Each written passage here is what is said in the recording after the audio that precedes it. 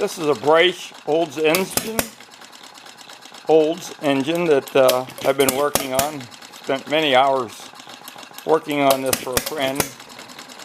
When I received it, it wasn't hitting and missing.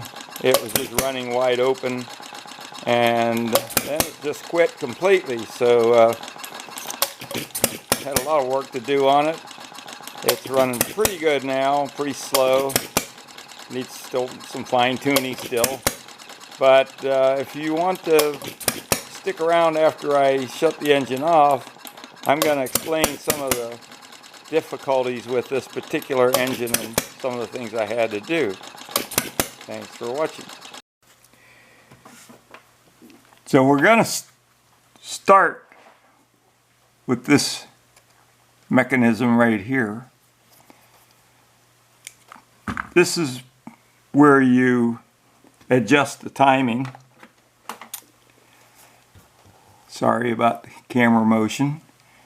And this tends to come loose even though it's got 4 screws to tighten it down, and your timing will change without you knowing it. There's also a little bar here that is not soldered to the other bar, and that's where you adjust where your latching mechanism latches. And unfortunately, when you loosen these 4 screws to adjust the timing, that latching bar moves. So this is a very difficult setup. It's a kind of an oddball setup for the points, and this one has not followed the blueprints. It has a different set of points. One of the problems we had, besides getting the timing adjusted, is there's a little machine part right here that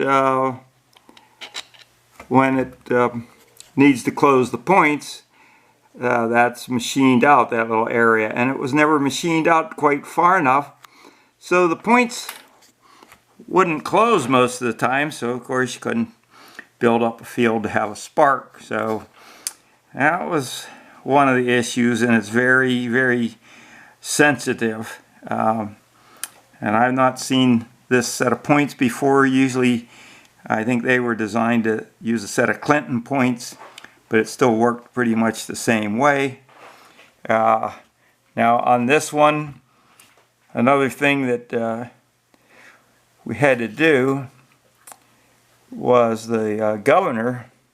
You couldn't really control the speed, and down in here there is an adjustment right there.